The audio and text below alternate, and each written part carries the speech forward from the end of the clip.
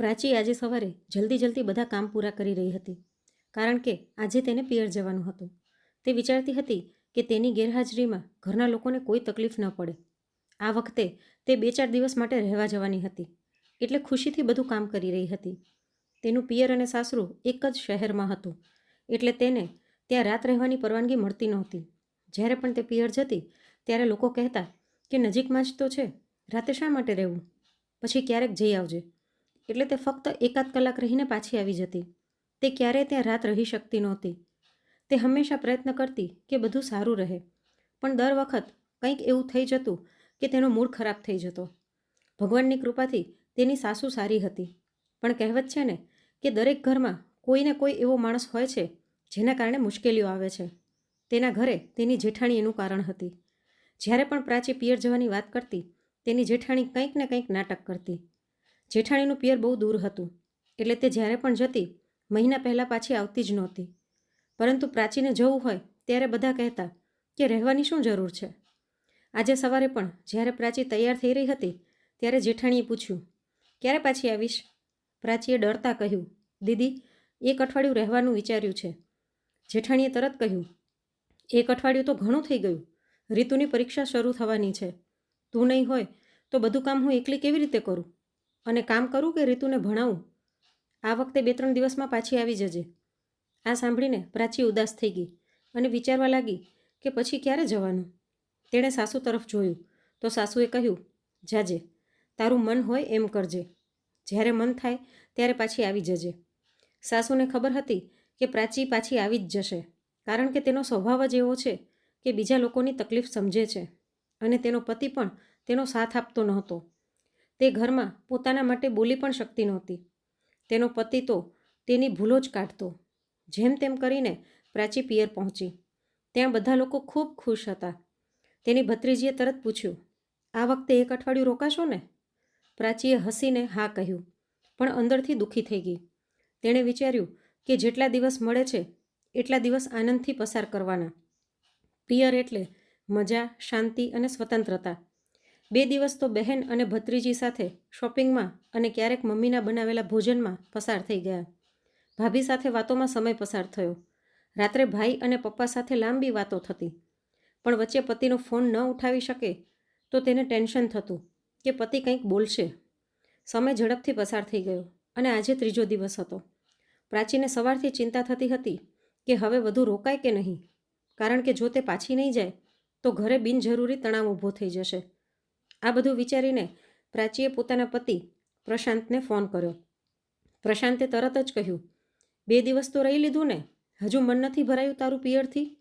હવે બસ પાછી આવી જા. અહીં ભાભીને પણ તારી જરૂર છે. આ વાત સાંભળીને પ્રાચી ચૂપ થઈ ગઈ. તે વિચારવા લાગી કે પ્રશાંત પતિ હોવા છતાં ક્યારેય તેના મનની લાગણીઓ સમજી શક્યો નથી, કે તેના દુઃખને પણ નથી સમજ્યો. તે હંમેશા તેના પિયર પ્રત્યેના પ્રેમને ખોટી નજરે જોતો.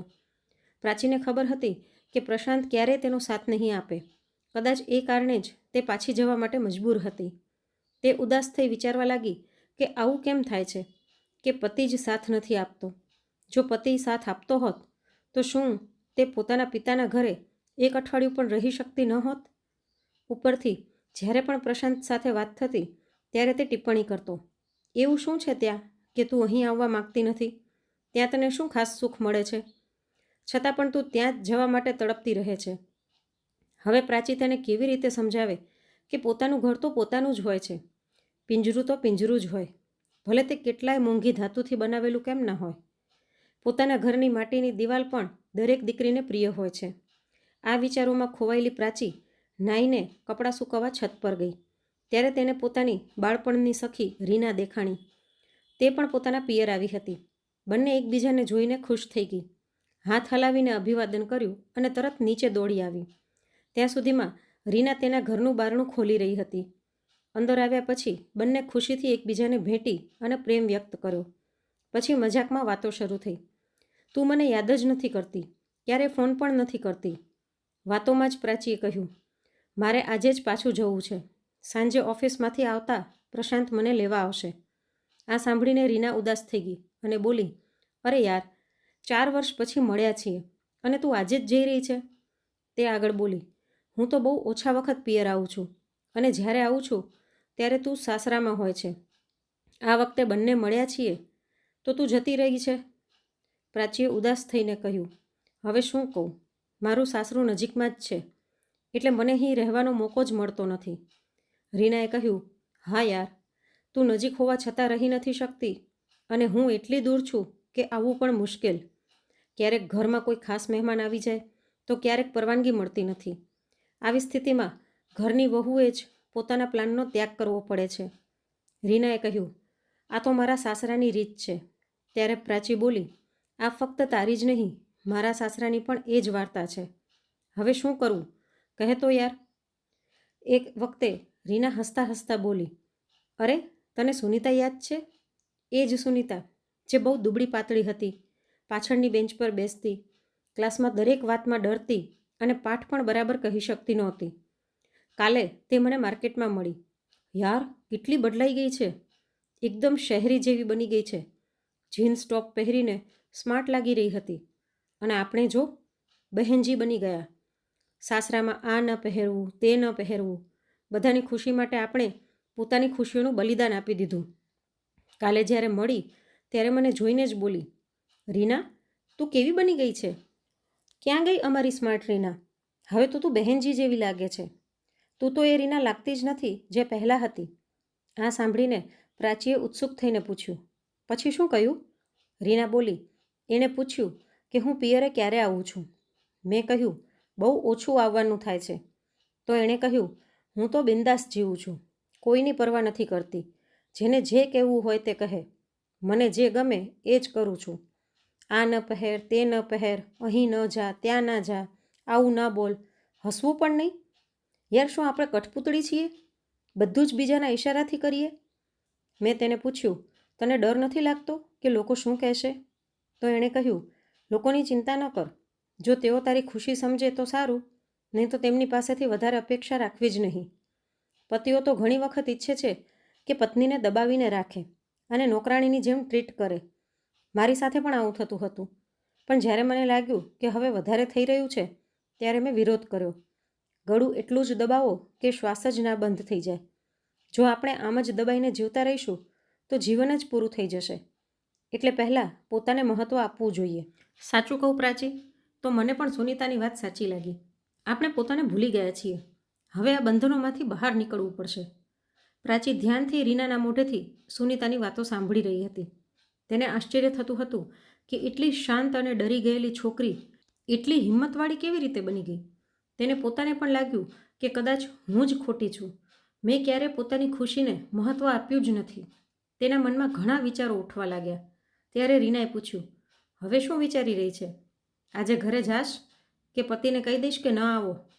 આ સાંભળીને પ્રાચી વિચારોમાં પડી ગઈ. હવે શું કરવું? થોડીવાર પછી રીના બોલી, ચાલ હું જાઉં છું.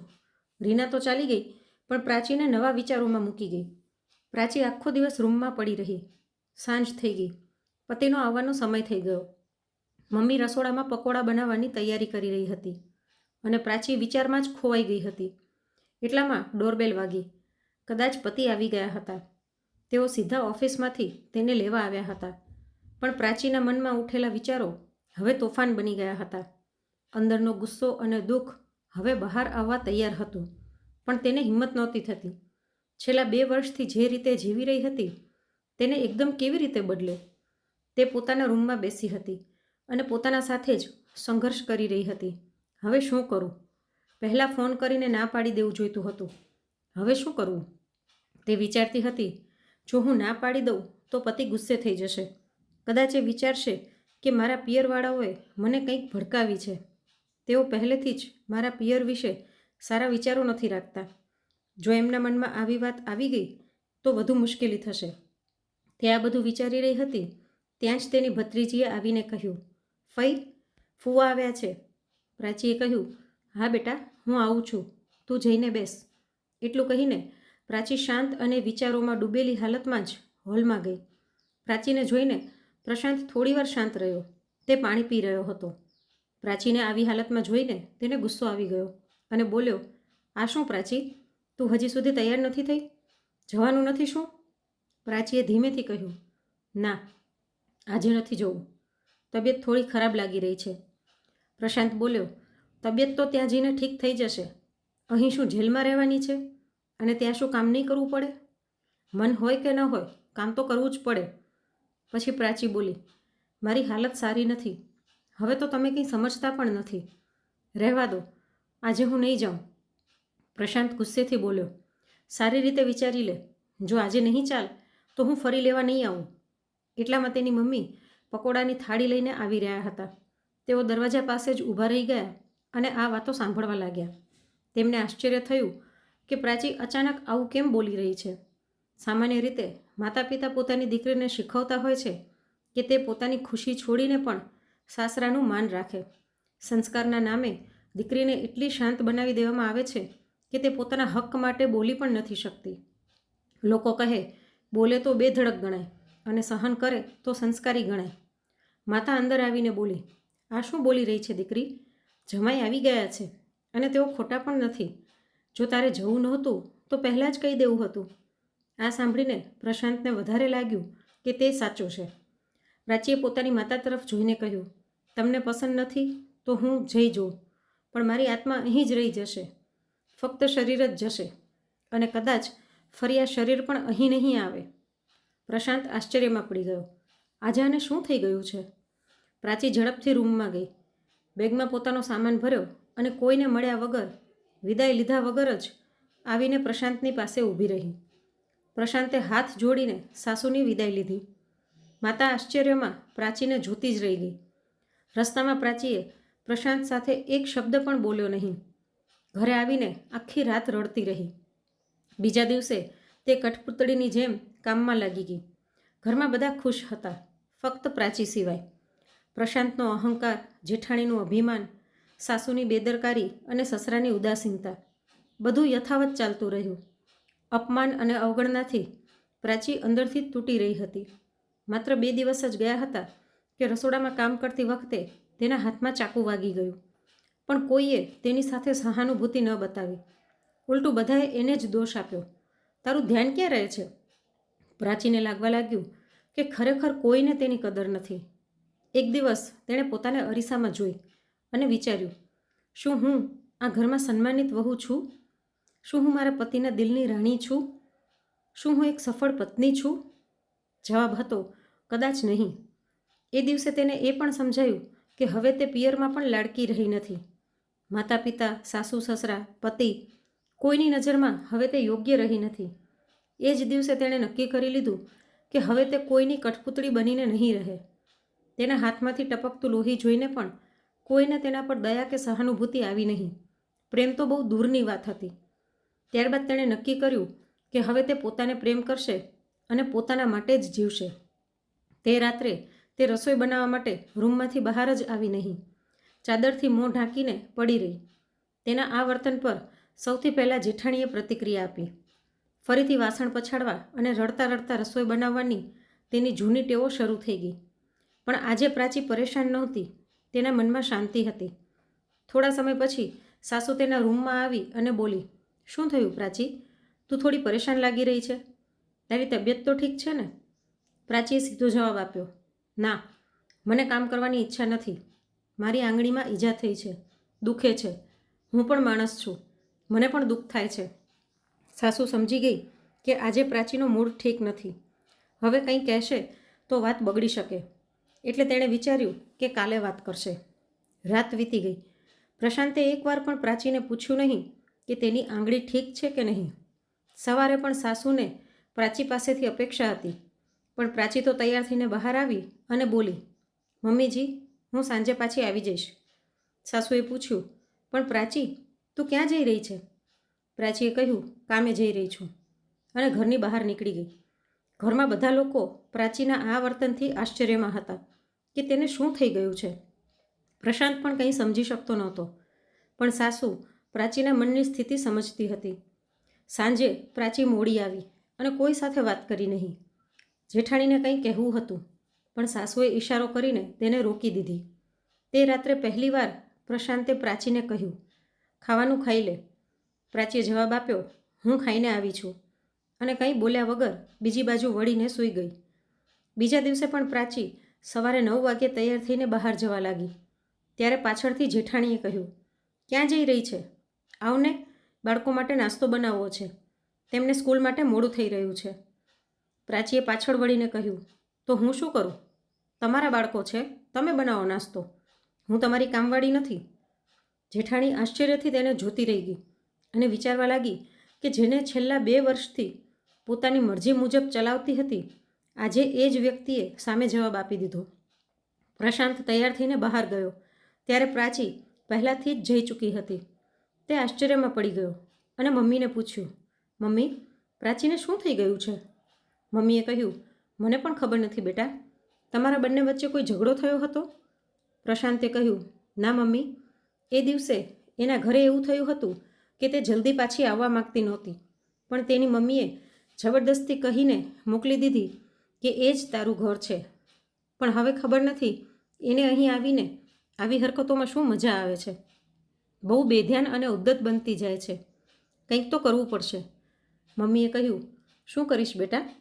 જ્યાં સુધી હું સમજું છું, પ્રાચી બહુ પરેશાન છે. તું તેનો પતિ છે. જો તું જ તેની વાત નહીં સમજે તો બીજું કોણ સમજશે? તું ક્યારેય તેની સાથે પ્રેમથી વાત પણ નથી કરતો. આ તમારા બંને વચ્ચેની વાત છે, પણ આજે મને કહેવું પડે છે. જો તારો મોટો ભાઈ અને તારા પપ્પા મારી અને તારા ભાભી સાથે આવું વર્તન કરત તો શું અમારું જીવન સહેલું રહેત? નહીં ને. એક છોકરી પોતાના પતિના ભરોસે સાસરે આવે છે. તેના પતિના પ્રેમથી જ તે જીવનની મુશ્કેલીઓ હસતા હસતા પાર કરે છે. મમ્મીની વાત સાંભળીને પ્રશાંત ચૂપચાપ બહાર નીકળી ગયો. આજે પહેલીવાર તેને યાદ આવવા લાગ્યું કે જ્યારે પ્રાચી પિયરમાં જવા માગતી ત્યારે તે હંમેશા તેને ઠપકો આપતો કે હંમેશા પિયરમાં જવાની જ વાત કેમ કરે છે? જા, જલ્દી જતી રહે અને ફરી ક્યારેય ના આવતી. તે ક્યારેય તેને ફરવા લઈ ગયો નહીં કે તેની પસંદની કોઈ વસ્તુ પણ લાવી આપી નહોતી. આખો દિવસ કામ કરીને થાકી જતી તો તે કહેતો, તું એટલું શું કામ કરે છે કે એટલી થાકી જાય છે? પ્રાચી ચૂપ રહી જતી અને પ્રશાંત તેની ચૂપ્પીને સહમતી માની લેતો. તેણે ક્યારેય તેની ઈચ્છાઓ વિશે વિચાર્યું નહીં, ફક્ત તેની પાસેથી ફરજો જ પૂરી કરાવી. આ બધું વિચારીને પ્રશાંત પોતાને જ દોષી માનવા લાગ્યો. તેણે તરત જ પ્રાચીને ફોન કર્યો, પણ તેનો ફોન બંધ હતો. પછી તેણે તેના પિયરમાં ફોન કર્યો, પણ ત્યાં પણ તે નહોતી. એટલે તે તેના આવવાની રાહ જોવા લાગ્યો. સાંજે જ્યારે પ્રાચી ઘરે આવી ત્યારે તેણે તેની સાથે વાત કરવાની કોશિશ કરી, પણ પ્રાચી કંઈ બોલી નહીં અને સૂઈ ગઈ. બીજા દિવસે સવારે પ્રાચી ફરી બહાર જવા લાગી. ગેટ પાસે તેણે જોયું કે પ્રશાંત કાર લઈને ઊભો હતો. તેણે પ્રાચીને કારમાં બેસવા કહ્યું, પણ પ્રાચી આગળ વધી ગઈ. ત્યારે પ્રશાંતે તેનો હાથ પકડીને કહ્યું, કારમાં બેસ, ક્યાંક જઈએ. પ્રાચી આશ્ચર્યથી તેને જોવા લાગી, પણ શું કરે? બધા લોકો જોઈ રહ્યા હતા એટલે તે કારમાં બેસી ગઈ. બંને નજીકના એક રેસ્ટોરન્ટમાં ગયા. ત્યાં પહોંચીને પ્રશાંત સામાન્ય રીતે બોલ્યો, પ્રાચી, શું થયું છે? તું 2-3 દિવસથી પરેશાન લાગી રહી છે. ક્યાં જતી હોય છે? ગઈકાલે મેં તને બહુ શોધી. તું ન તો ઘરે ગઈ હતી ને ન મિત્રો પાસે. તો ક્યાં જતી હોય છે? પ્રાચીએ કહ્યું, તો તમને હવે જાણવું છે કે હું ક્યાં જાઉં છું? ખરેખર તમને કોઈ ફરક નથી પડતો. જો ફરક પડતો હશે તો પણ એટલા માટે પડતો હશે કે હું હવે બધાની સેવા માટે હાજર નથી. કદાચ એ માટે જ તમે આજે મારી સાથે વાત કરવા મજબૂર થયા છો, નહીંતર તમને મારી ક્યારેય ચિંતા નહોતી.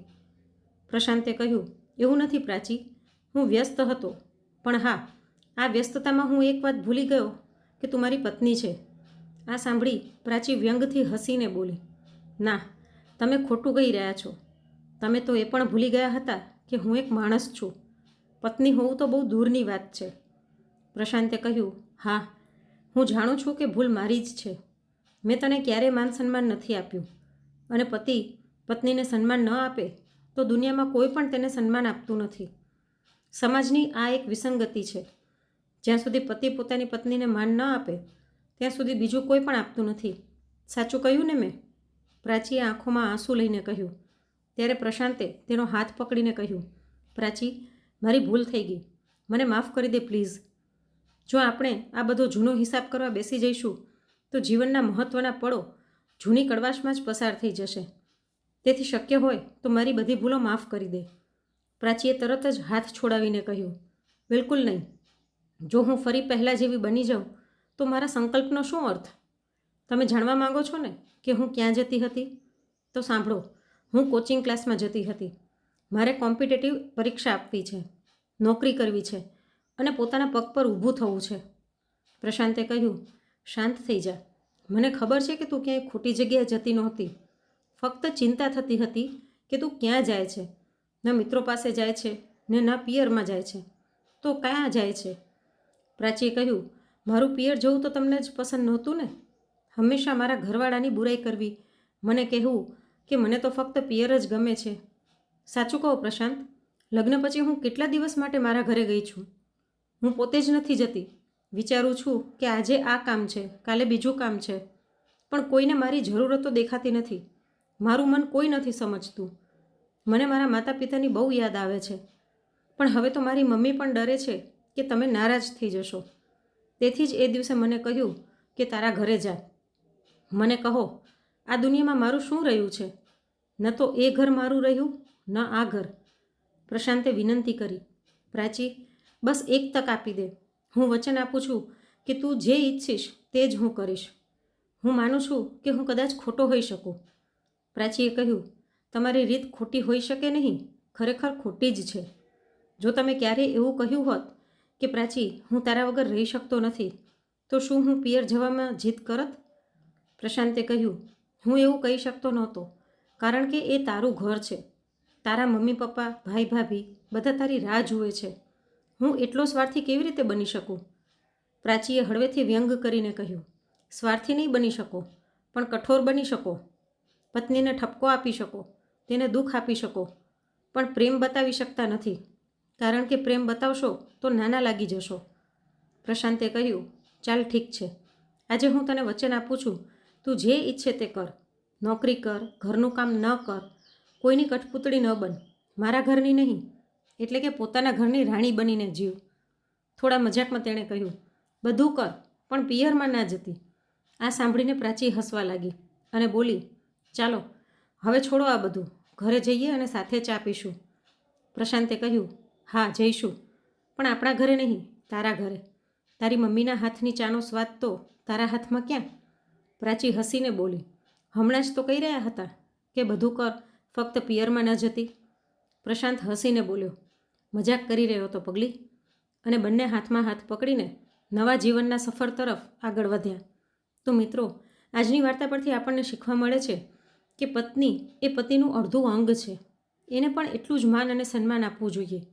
તે ઘરમાં નોકરાણી નથી કે પોતાની મરજી મારીને બધાના કામ જ કરે રાખે. તો આજની આ વાર્તા વિશે તમારું શું મંતવ્ય છે અને તમે કયા શહેરમાંથી સાંભળી રહ્યા છો તે કોમેન્ટમાં જરૂરથી જણાવજો. અને જો આજની વાર્તા ગમી હોય તો લાઈક કરીને વધુમાં વધુ શેર પણ કરજો. અને આવી જ અવનવી વાર્તા સાંભળવા માટે ચેનલને સબસ્ક્રાઈબ જરૂરથી કરજો. ફરી મળીશું એક નવી વાર્તા સાથે. રાધે રાધે.